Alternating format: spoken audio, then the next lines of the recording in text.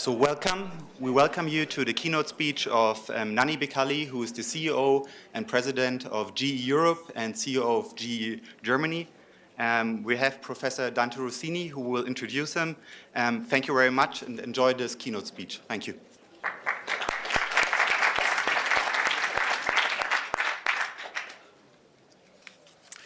All right, good morning, everybody. So I'm Dante Rossini, I'm a member of the faculty here. Welcome to this panel on the changing role of Europe in the global economy. That is a hell of a question to answer, right? I think those of us who dabble in political economy spend a lot of time trying to figure this out. It's clear that Europe is facing quite a challenge at this point in time, especially in a global economy where we have such powerful competitors that are emerging all over the world. And a divided Europe can probably not go to this competition in a successful way. So it's clear that so the issues are many, but as I said, some of us look at it from a political economy standpoint. But who better than Nani Beccalli-Falco to tell us about it in real terms? Mr. Beccalli-Falco, as was said, is the president and CEO of General Electric Europe and Germany, which is extraordinary. So we have an Italian that has the German perspective. That's going to be interesting in itself. Of course, GE has been in Europe for about 100 years. And Mr. Beccalli-Falco has been with them for about 40 of those 100 years. So he has quite an extraordinary perspective, actually, on the evolution, if nothing else, of General Electric in that market. Now, General Electric, just to, an aside and to give the proportions to everybody so we're clear what we're talking about and why his perspective, I think, is so fantastic.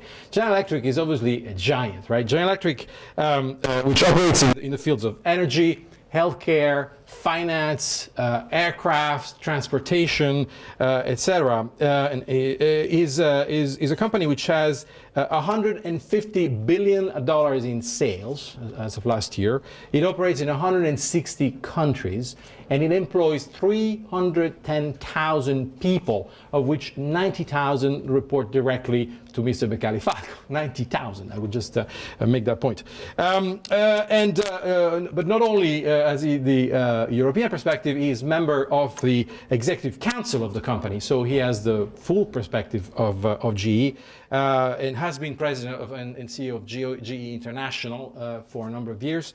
And of course, he's also been the international advisor to a number of prime ministers and finance ministers across Europe over the years. So I'm delighted to be able to introduce Mr. Beccalli-Falco and look very much forward to his perspective.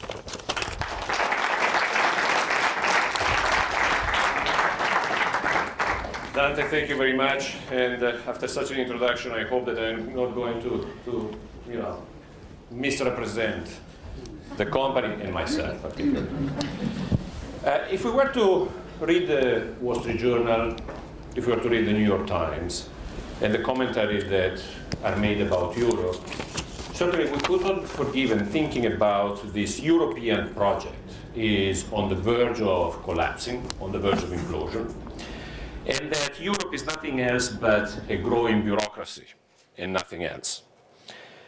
It is true that Europe has issues and that the entire project needs to be reinvigorated, but not everything is as bad as it looks. I'm not an economist, I'm not a politician, I'm not a professor, I'm a poor engineer. So as we were discussing with Dante, we are the people, who is an engineer also, we are the people who take care of the plumbing. We are the people who take care of the stuff that has to move and has to go forward. And so my 63 years of life and 38 years, almost 40 years of experience with the company have taken me around the world, and so I can have an opinion, I'm an observer, and so I can see and make comparison about what is happening in the world. And today, what I want to do, I want to give an impression of optimism, because we are tired of all the pessimism that is around Europe. We have is a first for me, this one, to be applauded in the middle. Generally people start yawning at this point. but this one for me is a first. We have become so accustomed to Europe the way it is today that we forget what an extraordinary historical process has been. And I don't want to bore you, but I would just like to highlight a few of the steps of this history. The European Union was born out of wars. Millions of Europeans died, particularly if you think about the First World War and the Second World War. And the Union, this European Union, has been able to take the two major contenders, France and Germany, and put them together. Think about the fact that from between 1870 and 1945, there were 3 wars between France and Germany. Today, thinking about a war between France and Germany is not possible. So it was the view of Jean Monnet, who was able to persuade the French Foreign Minister Robert Schuman in May 1950 to propose a European coal and steel community designed to turn the raw materials that up to then created were a source of war into instruments of peace. This European coal and steel community gave birth to the European Community with the Treaty of Rome that was signed in 1957, then the Single European Act, and then finally the European Union with the Maastricht Treaty in 1993. In the meantime, since 1985, the Schengen Treaty was signed, which allows 400 million people to travel through Europe without showing the passport.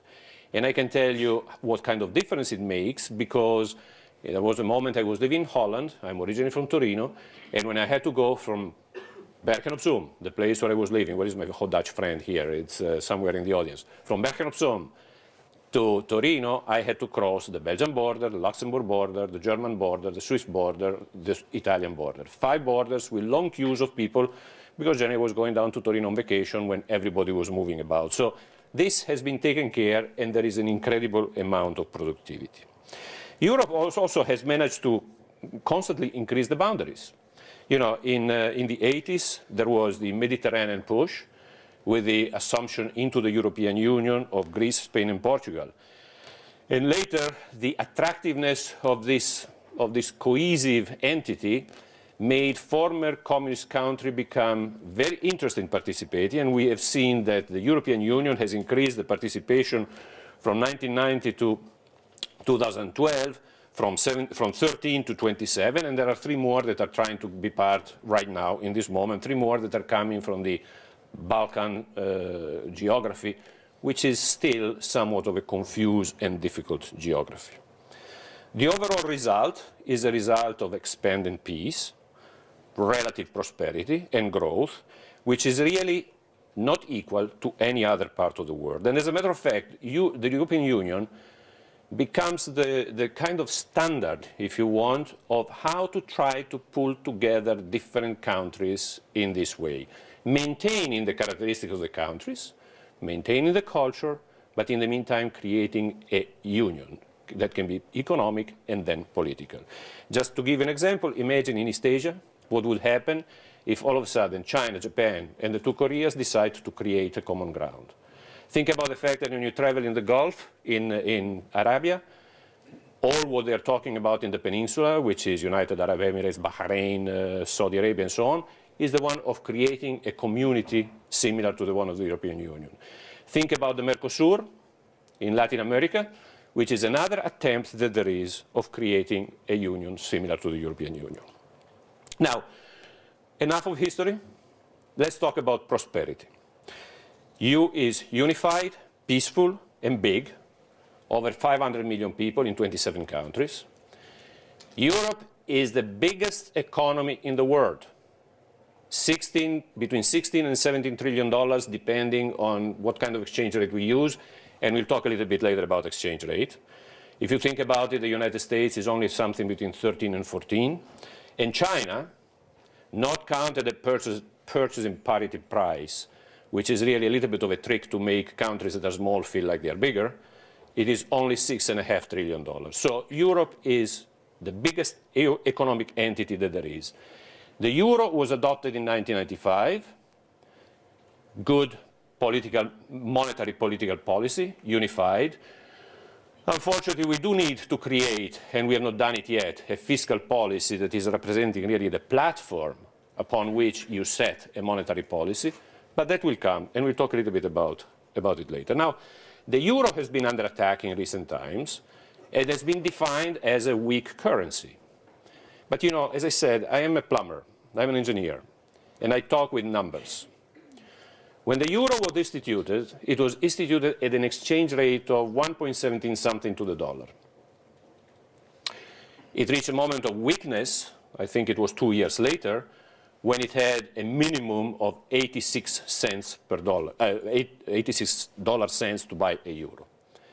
And then it started climbing ever since. It reached the peak of 160 and something, and now it's settling around 130, 140.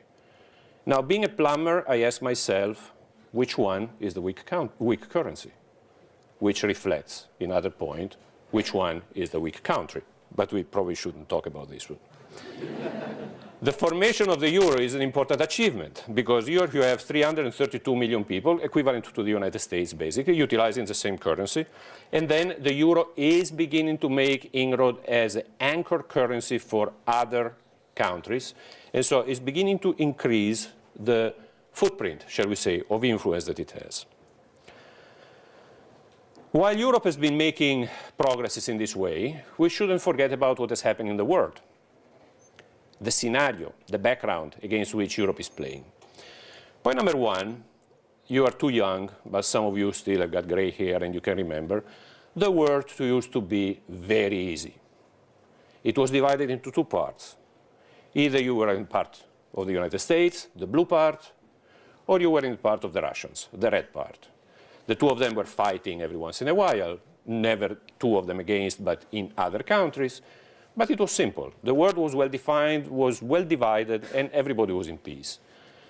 Now what is happening? There are some other economies that want to conquer the hegemonic position in the economy. Think about China, for instance. Think about Russia, with the incredible resources that they have, not only in energy, but in all commodities. Think about Latin America, the position of Brazil that is going up and down, but still the trend is a very positive trend. So what you have other forces that are playing an important role in the economy of the world, and this clearly has an influence on the European position. Now, there is a good influence. The good influence is represented by the fact that there are some technology and fashion things that are moving into what we call emerging countries, and by the way, they are now emerged. I wouldn't define them as emerging anymore. But there is also the question of manufacturing and economic power that these economies are beginning to conquer, that of course becomes competition. And I think Dante said it before. The competition is becoming tougher. Now, however, if you think about it, it is in these moments when you are able to define your future, you're able to confront your position against other positions, and you are able to create a positive trend if only you put your mind to it. And progress has been made in Europe, going back to Europe, has been made against some of the major issues facing us. The euro has definitely stabilized, and as I said before, is strong. There is no country that is talking about getting out of the euro. There is only Grillo in Italy that is trying to say that Italy has to get out of the euro, but we can probably forget about that one. I hope we can forget about that one. The central bank, under the leadership of Mario Draghi, has become has moved from being an inflation controller, pure inflation controller, to somewhat closer to a central bank. You know, with my American colleagues, I have many times to defend the European position, to explain the European position. And when we were talking about the Greek crisis, I said, the position of Greece into the European Union is like the position of Alabama into the United States. Greece is 2% of the economy of the European Union. Alabama is 2% of the US economy. If Alabama goes bust, we are talking about Alabama, not California, okay? If Alabama goes bust, what happens? Nothing. Nothing. No, really, guys. The Fed intervenes for whatever is the problem, taken care, and everything goes very smooth. Of course, we didn't have the Fed power before Draghi was able to convert it. And what happened was that speculation took over. And so we experienced all the problems that we experienced in a couple of years ago and this last couple of years. Think about another example, TARP. It took Hank Paulson a week from the September 14, 2008 to come up with a TARP. He had the institutions, he had the bankers, he had everybody lined up to take this measure that actually saved the economy of the world. If we would have been able to do the same thing in Europe with Greece, we probably would have had much less problems along the last 36 months that we, on the other side, that we have experienced. Now, there are a certain amount of legislations that are moving forward, like there is the European Stability Mechanism that was created. And I think that the creation of this mechanism was fundamental because it has given the tools to Europe to intervene in case of need, a tool that we didn't have before. So there are some movements, some legislations that are happening. But as some politicians say, particularly in Berlin, the European crisis is not a European crisis. It's the crisis of some member states. Because when you look at the various economies, the way they develop, if you go into the Nordic, if you go to Scandinavia, Norway, Sweden, Denmark, Finland, they don't talk about crisis. I was just last week, I was doing a pontifical visit to Central Eastern Europe to see our assets and to see how we're doing. They don't talk about crisis in Poland. They don't talk about crisis in Czech Republic. They don't talk about crisis in Serbia. The problem is in the economies that are the Mediterranean economies, which is Portugal, Spain, Italy, and Greece. So the European crisis is not a crisis of Europe, but is a crisis of some member states. And we need to create a system and avoid that this crisis is going to drag Europe down. As a matter of fact, we need to reinforce the institutions so that Europe can pull these countries up and take them out of the crisis. However, there are some problems. There are some things that we need to do. We need to have significant reforms. We need to have social reforms, political reforms. We said it before, fiscal reforms. We need to have greater integration, which the member states need to accept. By the way, I don't know if you realize, but the majority of the decisions nowadays, I'm saying it for the European people that are sitting here in the room, the majority of the decisions are taken already in Brussels and or in Strasbourg. There is only a marginal decision-making power that is left to the member state. The problem is that people in the street do not know that yet. And so instead of recognizing that there is an influence from Brussels, they don't understand and they tend to fight that kind of concept. So where to now?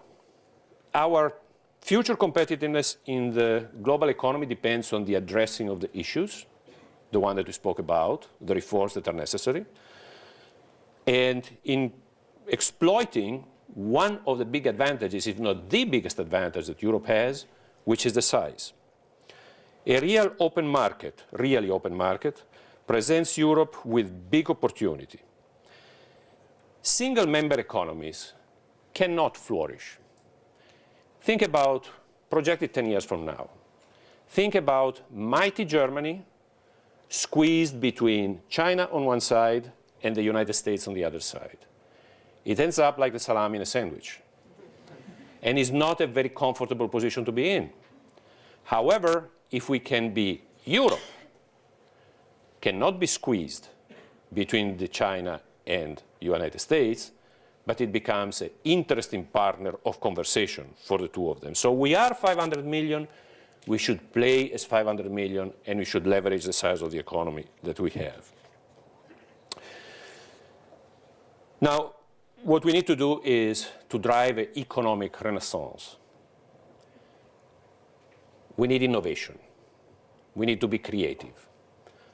We need to re-industrialize Europe. I don't know if you realize, but a lot of the manufacturing capabilities of Europe have been migrating in other parts of the world. Not only for real commodities, but also for more advanced technologies.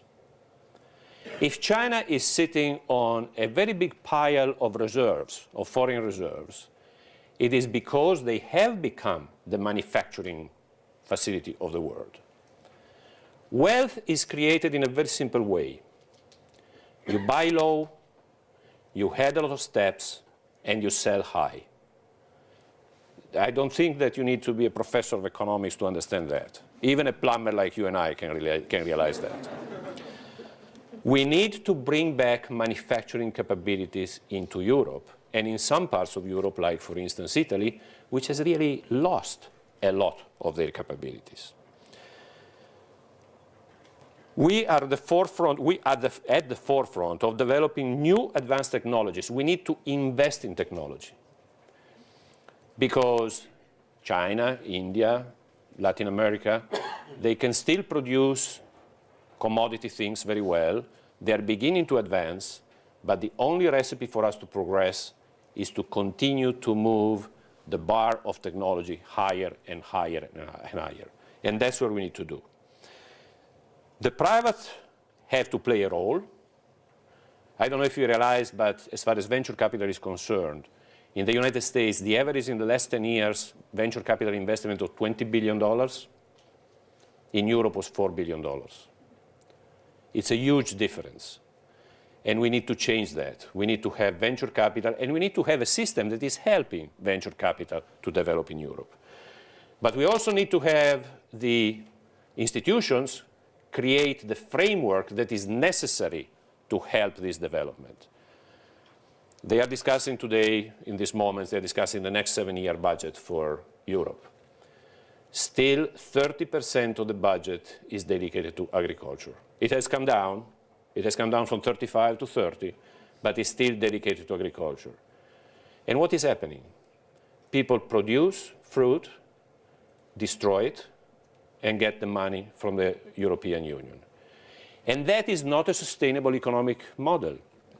If we would take, that money and we would invest it in the universities, we would invest in technology, we would have a better sustainable economic model, and we would help the progress ahead of the competition that we have. Now, as I said before, to improve the competitiveness, we really need to exploit the scale that we have. We have to improve the single market. We have to improve the single trade market. We have to improve the single energy market. We have to improve the single service market. Completion of the single market is not, like Mario Monti said some time ago, yesterday's business. Single market is not complete. Single market needs to be complete. Now, the numbers in Brussels are estimated that the combined effect of the internal market integration has created 2.5 million additional jobs and 1.8% of more GDP in the period between 1992 and 2009. If we can complete that one, we can add more jobs and we can add more GNP. And this financial crisis that we have should be a very powerful reminder that only when we are acting fully integrated, we can really be winning. Now, exploit the size in 3 major areas, as we said. For the European service market, the national regulations are in need of change, of transformation, of harmonization. We need to eliminate the barriers. And I'm not going to list all the things that there are here, but just take the concept. We do not have yet a true single market. There are too many obstacles, being these on agencies, be regulation or what. Things need to be harmonized and integrated. We need a single energy market. Now, Europe is not very rich in energy, apart from the most recent discoveries in the North Sea of oil. But generally speaking, we are not very rich in energy. So what we need to do, we need to use well the one that we have, which means that we need to use the economy of scale of a larger Europe. And here is where we need to invest 1 trillion euro in the next 20 years in order to make sure that we are getting to that point and we are satisfying the needs and the demands that are there. We have already a European infrastructure which is harmonized, which is in communication and transport. They have done it already. We really need to do energy in order to overcome our weakness, which is not having raw materials and not becoming too dependent on the Russian gas and or raw materials that are imported from other parts of the world. Third one, the single labor market. You know, I worked in Holland, Belgium, Germany, Italy a little bit. And I'm not so sure when I'm going to retire where the hell I'm going to get my pension from. I mean, seriously, considering that I'm 63 years old, I think that I should start beginning thinking about it. But we don't have the possibility of moving people with ease. And on top of that, we have places where there is a very high unemployment rate, and very few people move out of those places to go to where people are needed. In Germany, you take the two states of Baden-Württemberg and Bavaria, there is basically zero unemployment. They are desperately seeking people. In Spain, the youth unemployment reaches 50%. We need to be able to transfer those people from Spain into Baden-Württemberg and Bavaria. So we need to create a system basically that is reforming these three major areas that are exploiting our size and are giving us economy of scales. In conclusion, I believe that the crisis or the situation of Europe is better than what is represented by the media. It is a crisis of few member states. It is not a crisis of total Europe. What we need to do, we need to have the politicians embarking in this process of reforms. They are doing it already.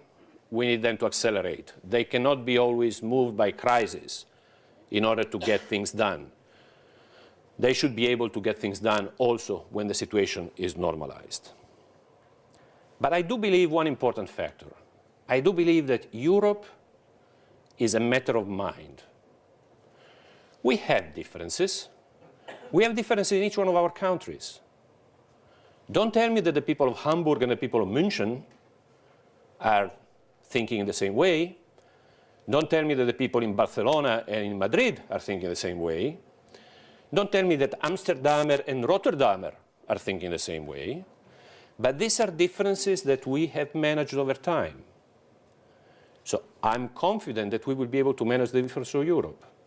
And I believe, I firmly believe, that we will be Europe when, in the morning, instead of waking up and saying, yeah, I'm an Italian and oh, by the way, I belong to Europe, we will wake up and say, I'm a European and my roots are in Italy.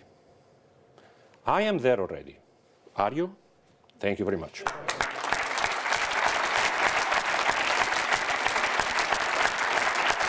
Thank you.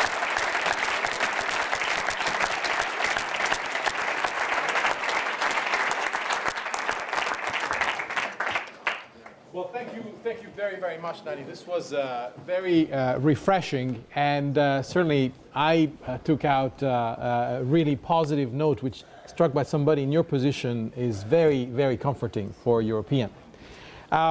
We have about 12 minutes, I think, for Q&A, so maybe we can do that. Maybe I can start off just with a quick question for you, given that we're both Italian here, and as you rightly said, Greece is like Alabama, but of course Italy is not.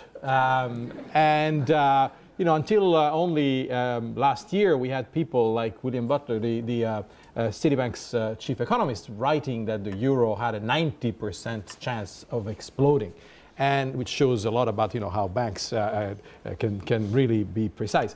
I think you said very clearly that that's not something you think is even fathomable.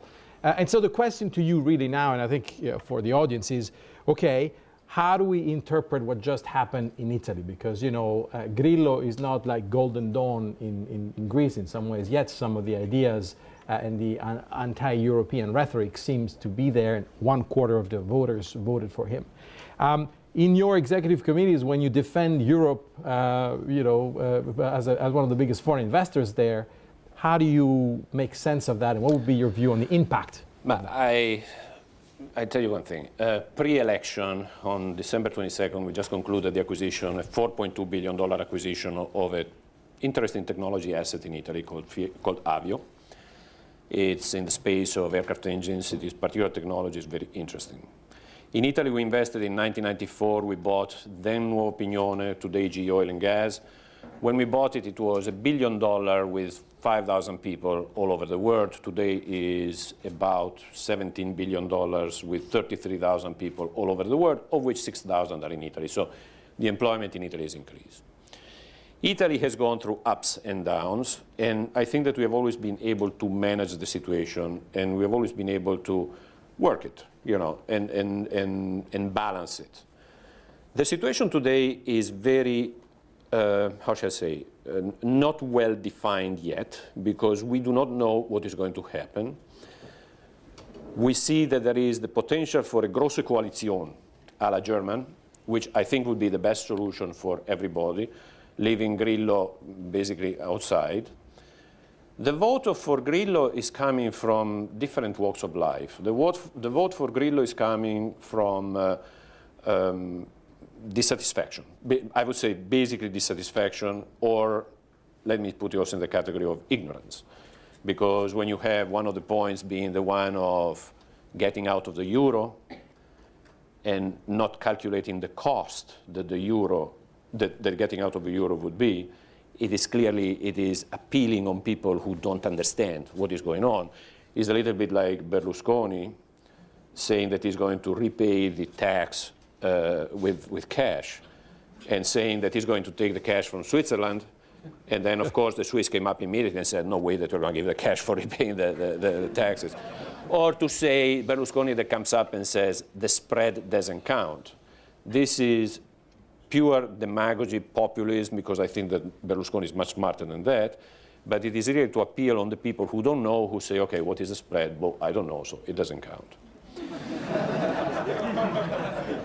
So I would say that we will be able to answer this question with a bit more, more certainty in a couple of weeks, looking at what kind of government there is going to be. A grosse coalition will be perfectly okay.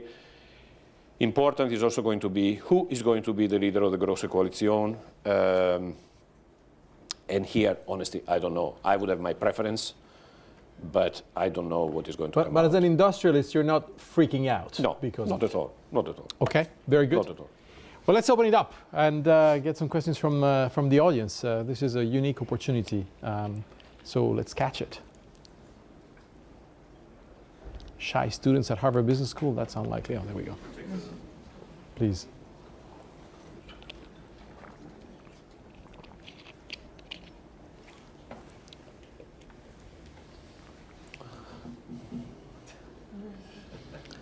Thank you very much for your speech. My name is Beccalli-Falco, I'm from Germany.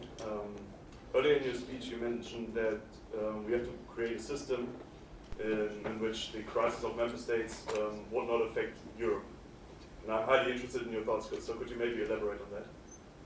No, what I specifically said is that we need to make sure that the member states are not dragging Europe down, and that the system, the collective system of Europe, is able to pull up or to solve the problem of the countries that are in crisis. You know, we mentioned the situation of Greece, for instance. If Draghi would have had the tools when the Greek crisis exploded, the Greek crisis would have been handled in a totally different matter, without involving speculation, without involving the public opinion, without involving anybody, and so it would have been much, much easier. What was there? The need of creating a strong entity, like a European Central Bank, which is acting as a Fed, as a Federal Reserve.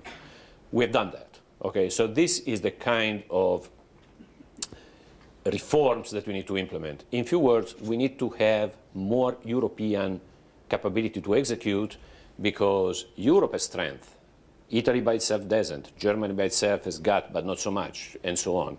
So it is in the cohesion of, we need a common economic policy, a common fiscal policy, a common defense policy, a common foreign policy. We need to do all these kind of things.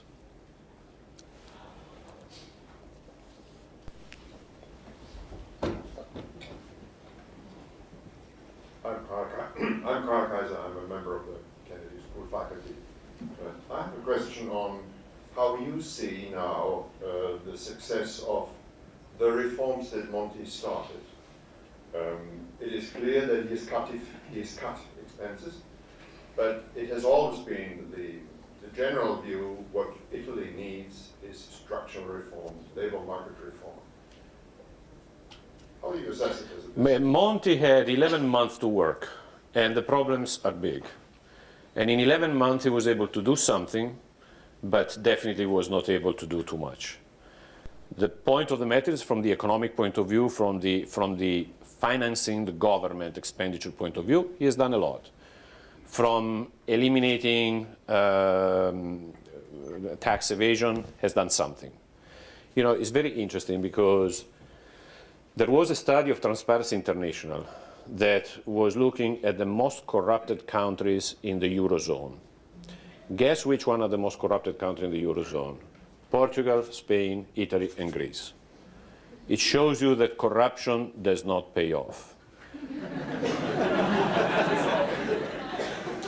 And I think that what Monti has tried to do is to, you know, to attack some of these elements of corruption. Not paying taxes is one of the elements of corruption. But I think that this kind of analysis should make all of us think about the fact, you know, most of you are going to be responsible people in the future running businesses, big, small businesses, everything. Remember, corruption does not pay off, and is demonstrated by the results in the numbers. So to answer your question, Monti has done something. I would like to see a Monti bis supported politically by the parties of a great coalition that is going to continue on the path that it started. We will see. Another question, Marcello Palazzi. I'm a fellow here, but I run a foundation in Rotterdam promoting entrepreneurship. And a question I have, and following some discussions I had at the EU, also with President Barroso, it seems that the voice of industry in Europe is generally quite a conservative voice, i.e. yesterday's big companies, rather than the more innovative, newer, clean tech companies. And GE, in a way, has kind of reinvented itself many times. And my question to you is, how you personally, how are you engaged with a more innovative industrial vision for Europe, and how do you connect with the newer generation of entrepreneurs? Some of them are in IT, in clean tech, et cetera, et cetera. Innovation and new technologies is the gospel for General Electric. As a matter of fact, a company cannot survive 137 years, I think, unless it preaches that part of the gospel. And you know, when I joined the company in 1975, the company was a waspish, northeastern of the United States kind of entity. I'm recorded here, isn't it? Yeah? Yes. Okay. Good. Anything west of the Mississippi River was considered to be foreigner, and we had some sale operation in the UK, and then we had something in Latin America, and the big foreign market was Canada. Oh my God, the international market. Today, General Electric is a company that sells more than 60% of the total sales outside of the North American continent. We have more people outside of the North American continent than we have in the North American continent, and so on. So it's a company that constantly transformed itself. And in this process of transformation, we are also developing new ways of innovation. I give you an example, and just take it for what it is, but it's just to make this one practical. We have a large healthcare business, very, very large, $17 billion of total sales. We make the best diagnostic imaging equipment that there is in the world, by far the best. Any bell and whistle and button and anything that you want is there. Unfortunately, these pieces of equipment sell for a fairly high price. Big push that we started at the end of the 1900s, beginning of 2000, into other countries and other markets, like for example China and India, where they cannot afford to buy a piece of equipment like that. So what we did, we created two technology centers, one in Shanghai and the other one in Bangalore, with the specific purpose of re-engineering products, adapting them to the local needs, and so that the thing that was costing, say, $1 million in the Western world, with all the bells and whistles, we'll make it for, or we price it for 200 or 300,000, basic, simple, rugged, good construction. The interesting thing is that this kind of innovation has got a reverse flow, because now we have sales of this product also in markets in the Western world, in the developed countries, markets that we were not serving before. So this is part of innovation. You know, innovation is not only product innovation. Innovation is process innovation. Innovation is way of doing new things or way of doing the same thing in a different way. But we do a lot of that. Beccalli-Falco, thank you for sharing your thoughts. I'm Alexander van der Rijt, a student here at the business school. You mentioned in your speech that we need to bring more manufacturing back to Europe to make Europe more competitive. Now I just hear that actually many products are manufactured somewhere else where it's cheaper, and we're even selling those products in Europe. Yes. How do you think it's going to be possible to bring back manufacturing to Europe? It is very possible. Let's not focus on one example to generalize it. I mean, this is just one example of redeployment of technology in a different way. But if you think about the investments, in the last 18 months, a bit more, 24 months, we have invested $11 billion in acquisitions, and most of them have been in Europe in manufacturing capabilities. The acquisition of Avio, which is $4.2 billion, we are going to invest $1 billion in the next 5 years to expand the manufacturing capabilities and expand the technology. That is the kind of thing that we have to do. You know, I was talking to students, I was telling Dante, I was talking to students on Friday in Milano. And one of the guys asked me the question and said, you know, what do you think about a steel manufacturer in Italy that sells plenty of equipment to the Chinese and they move it out? And I said, if the money that is taken from this sale is redeployed in a different kind of technology, the superior technology, fantastic. If the money is redeployed in dead assets like apartments or that kind of stuff, then no, it's not good, okay? But you always need, the world moves, the world keeps going. You always need to keep 3 steps ahead of everybody else in order to be a winner. And you do it through investments. And it doesn't mean, you know, we are closing a plant in Spain right now, unfortunately, 130 people, and we're moving it to Poland. But in the meantime, we are opening another center for higher technology with about 200 people that we're going to hire. I mean, that's the trade-off that you're talking about. Okay? Thank you. This has been a very interesting lecture. Thank you very much. This was not a lecture. I mean, thank you. I get you guys making me feel something that I'm not. I get a standing ovation, not standing, sit down ovation in the middle. I get a wonderful lecture. It's now the time to share those practices and processes. So I am a Bentley MBA student program that focuses on innovation and leadership, and I was very interested when you were giving us examples of those interactions between different parts of the world. And the way GE is using its ability and networks. Could you also provide a little bit more thought about how what you have learned from the business processes in Asia or the United States have affected the company in its development of new strategies in Europe and beyond? Well, this is a very, it's a question that, let me try to summarize it for the sake of time, because it is a full lecture or 3 lectures, because what do we learn out of the different geographies, cultures that we are going to go into and we're going to encounter. I made an example before of this product, of this reverse innovation product in medical equipment, which is very important. But there are also, you know, the capability that the company has to adapt itself to a new. I went to Japan, and I was sent there to run a business that was losing a lot of money. I was coming up out of a successful experience in a business that I made pretty successful. So here I go to Japan and I say, me smart, no run business, you stupid, lose money, you do what I say, okay? It didn't work very well. It didn't work very well because there are some Japanese here in the room. You know very well that the business practices, the way of operating that are in Japan are different from the way of operating that is in the Western world. And so it took me a little bit of time, quite some time I have to say, in order to adapt myself. Adapting doesn't mean that you lose the value of the company, not at all. You keep the values, which are very simple values, because it is performance, integrity, and change. Yeah, I mean, it's easy to translate in any kind of language, any kind of culture, but you try to work with the people in such a way that they can understand you. You don't scream at Japanese. If you say something, I never scream to anybody, but if I've seen scenes of people screaming at Japanese, the Japanese people freeze up, and they don't listen to you. You have to be convincing with the Japanese. So you have to adapt your way of doing, and guess what? That way of doing that you adapt and learn is part of my cultural background now. So it's part of the cultural background of the company. Each one of us contributes to the cultural background of the company. And that is the evolution that we have. And then in the next 3 hours, if you have time, I can go explain you into more details what this is all about.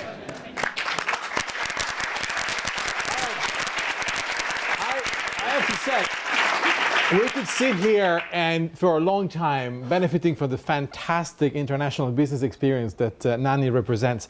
Unfortunately, the German co-chair of the conference made a point of coming to me at the beginning of the speech here with two Italians sitting here to make sure that we would finish exactly on time.